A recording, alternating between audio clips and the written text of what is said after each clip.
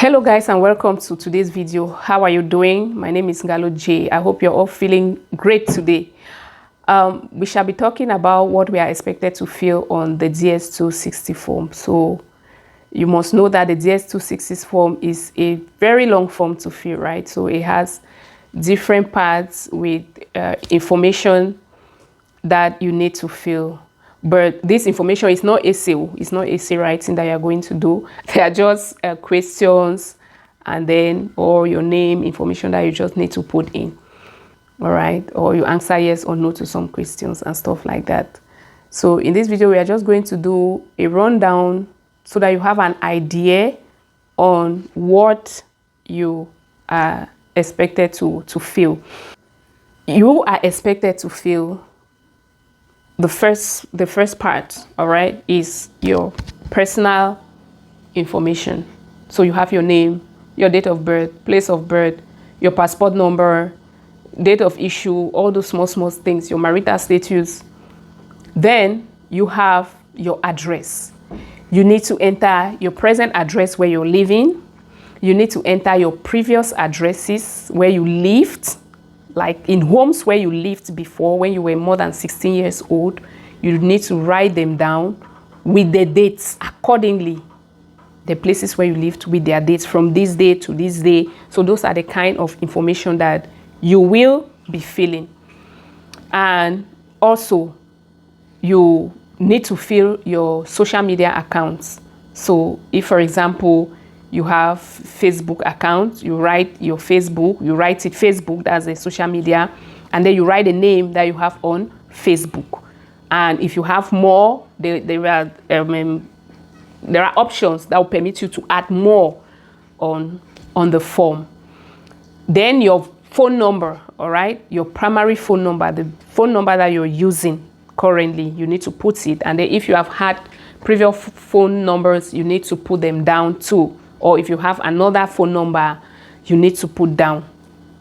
If you have a work phone number, you need to put down the work phone number. Then they will ask you, is your mailing address the same as your present address? Okay, because you have written your present address right up at the beginning, right? Now, mailing address, is it the same? So if it's not the same, you need to put the mailing address. If it's the same, you just write same as present address, right? Good. So that is for what concerns you. Then for the person who is going to receive you, your host in the United States, you need his own address. Yeah, you give the address the way it is written in America. And you also need to fill now your parents' information, the name, dates and places of birth of your parents. You need all those information. Then they'll ask you if you are married. If you're married, you put down your spouse's name, you put his own information, all those things, the day that you got married, the place where you got married. If you have children, you put their names, you fill out their date of birth, place of birth, all those things. Are they going with you to America? You answer yes or no. All right. Then you also have to fill your previous US travel history. You know, most of us, we don't have this previous US history because most of us never went to America before, though some people did. So if you did, you put. And if you put, it means that you are supposed to have the information for the visa that was given to you, the type of visa, you put it there, the visa number, the date, all of that, when the day that you went to America, date of entry or whatsoever, all those information, you put them. Then you go now to the part that concerns your work, your education and training information. So you're going to write down for work, you're going to write down your primary occupation. So you give your primary occupation. They are going to give you options from which you choose. So if you're a teacher, you write education, for example, and then you give the address of your employer. So you write the name and the address of your employer. You fill in all of that. You write your job title, for example, teacher, your job duties. So, and do you have other occupations? You write yes or no. If you say yes, then you have to fill the other occupation. If you say no, you continue. And they will ask you, which occupation do you want to work in the United States?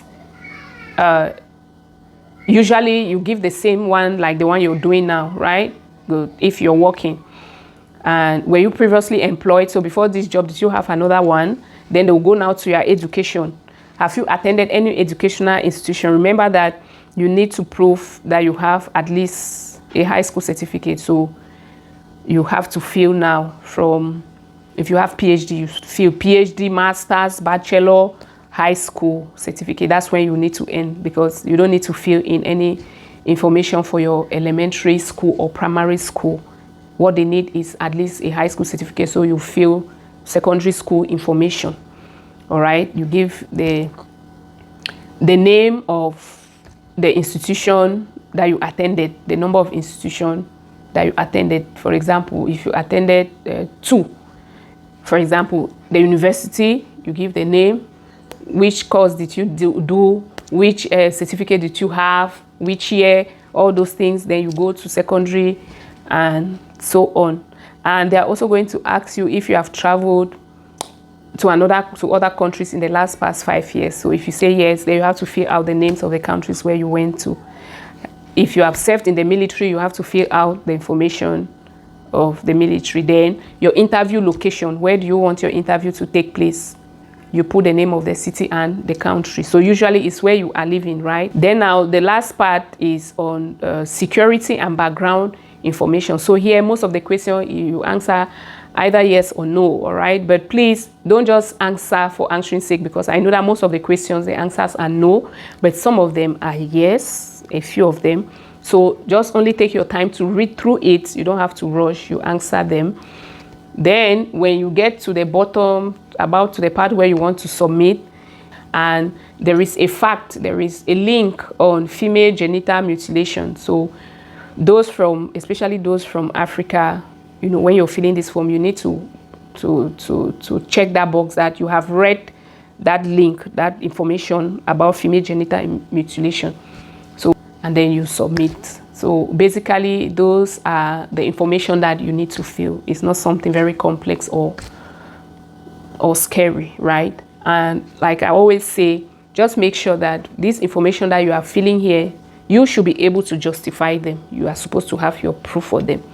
You don't just write them for writing's sake. Okay, so thank you so much for watching, and see you in another video. Remain blessed.